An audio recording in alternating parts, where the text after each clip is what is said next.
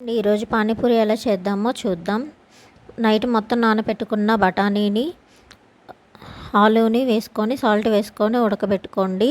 ఇప్పుడు మసాలాకి కొత్తిమీర, పచ్చిమిర్చి, ఆనియన్స్, టమాటా సన్నగా తరిమి పెట్టుకోండి. పానీపూరి నీళ్ళకి చిన్న అల్లం ముక్క, పచ్చిమిర్చి, కొత్తిమీర, పుదీనా వేసుకొని మెత్తగా పేస్ట్ చేసుకోండి.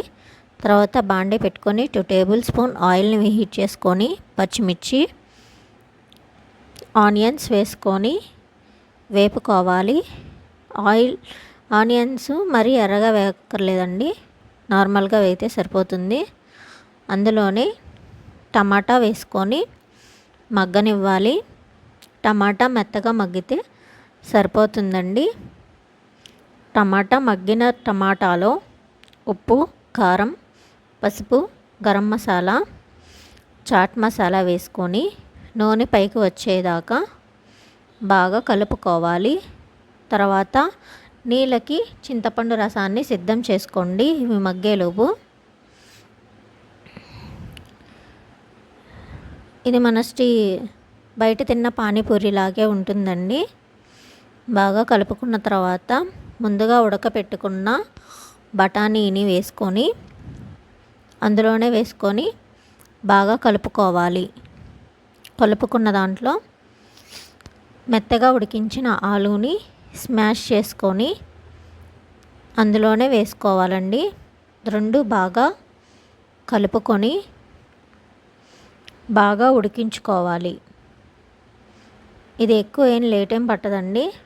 అన్ని ఐటమ్స్ ఉంటే మనం ఒక 15 మినిట్స్లో చేసేసుకోవచ్చు. ఆలూని కూడా వేసుకొని బాగా కలుపుకోవాలి.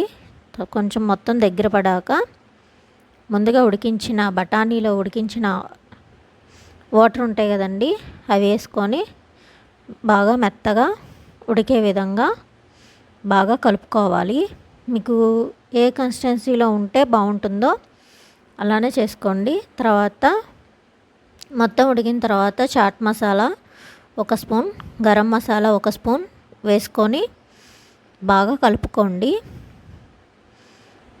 కలుపుకున్న తర్వాత ఒక 5 మినిట్స్లో దింపేసుకుంటాం అనగా కొత్తిమీర వేసుకొని పెట్టుకుంటే సరిపోతుంది. మనకి పులుపుగా ఉండాలంటే చింతపండు రసం వేసుకోండి. నేను ఇక్కడ చింతపండు రసం వేసుకుంటున్నాను కొంచెం.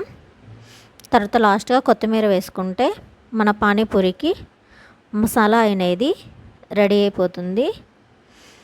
ఉప్పు, కారం అనేది మన టేస్ట్ బట్టి వేసుకుంటే సరిపోతుందండి.